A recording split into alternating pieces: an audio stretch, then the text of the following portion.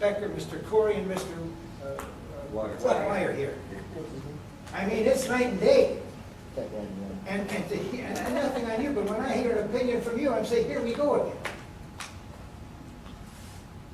Get your act straight, Mr. Burnett. Get your staff together and find out just what the heck an opinion is and put some meaning to it and some teeth into it. Otherwise, these people in the city are just going to be terribly angry. They need the law. Really.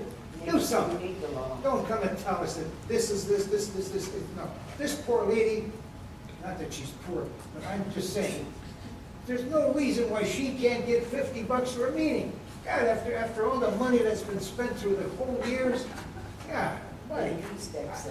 Thank you, Donna, for being here. Yes, thank Really. you. And be very careful when you start amending, because if you get in the building authority minutes, 2008, 2009, you will see that there was a little thing on the side where they wanted to make it, they want to take away the rights out away from your city council. Yeah. So proceed very cautiously with that. Mr. Chair.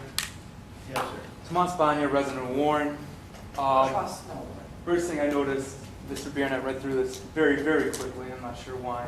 Maybe he's trying to hide something. I don't know.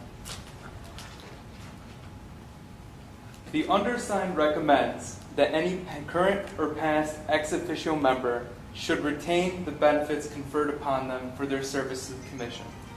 She's a current ex officio member according to the Articles of Incorporation of the bylaws, isn't she? Nope. Henceforth. The definition of henceforth is from this point on. It seems clear that no city council member shall be appointed to the commission while serving on the council except perhaps as a liaison.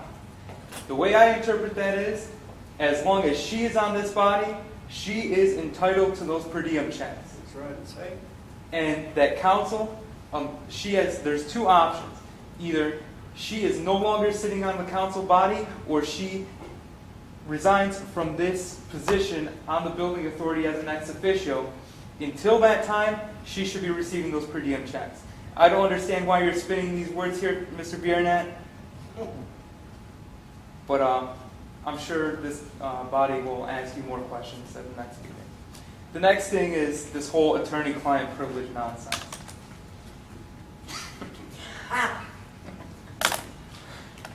Attorney-client privilege. If I'm correct, this is a municipal body. Wouldn't we be the clients as well as residents of the city of Warren?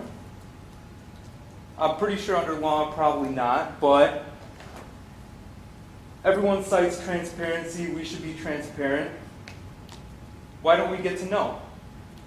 Why don't we get to find out until someone says it? And then another question is, how can, is it an individual that can waive that attorney-client privilege, or does it have to be done by the vote of a majority of a public body?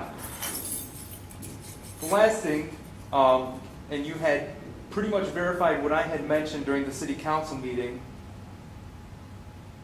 the mayor is a member of certain boards and commissions.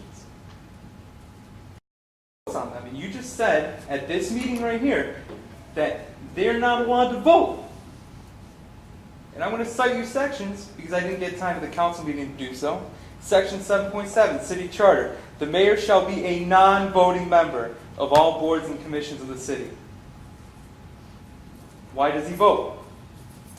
And also, as I had mentioned, Section 4.3, certain persons ineligible for city office. Subsection A states, a person who is convicted of violating any provision of the election laws of the state or of the city, or has been convicted of a felony or of an offense involving a violation of his oath of office.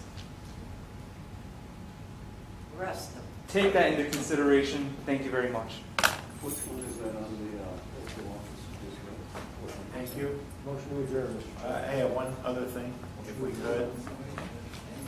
If we could, something that I missed, is that could we make sure that all the past minutes go to the city clerk, because evidently we've been forgetting to do that.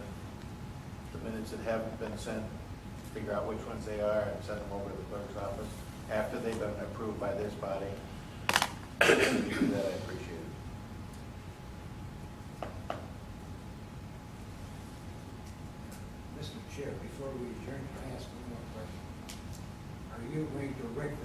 situation that I just quoted about where Mr. Leto invoked the 3-minute rule during an audience participation, the time requested the city attorney at that time. Are you gonna revisit? Would you revisit? And make it legal if you're gonna do it? Because the way it's. We are not following that. If you want us to move to it. No. I'm just, okay, maybe I misunderstood you then. No, we don't follow that rule. We haven't followed that rule since we started. Go ahead. And so unless you want us to start looking at that, I don't want to even look at it. No, but I'm just saying, that time was done illegally. Well, there was a lot of things that were done that I don't cotton to and won't probably happen under the watch of us three. And that In the was, city model, what's done cannot be undone, right? I mean, sometimes you can't change things that are already done. They did things that they felt were okay, and they did it. So I'm not going to try and it's just some of those things won't happen. Mr. Wire. I was just going to mention that the 3-minute rule doesn't have to, or won't apply. And as we spoke before, if 6 or 8 of you show up and you want to express your opinions as long as you need to, that's great. If this crowd starts turning into 20 and 30 people, we are going to leave that 3-minute there for something like that, because a 10-minute out of 30 people is a little bit different. So. No, that's fine. Very good. Thank you. Okay, did I hear a motion to adjourn With discussion. with discussion? I just want to tell. That's a new one. Well, no, I just wanted to say, since we're all talking again, the audience participation, you guys don't abuse it. Okay? You guys don't abuse it now, please don't start. Second. Okay, the moved and seconded. All in favor signify by saying aye. Aye. Meeting is adjourned.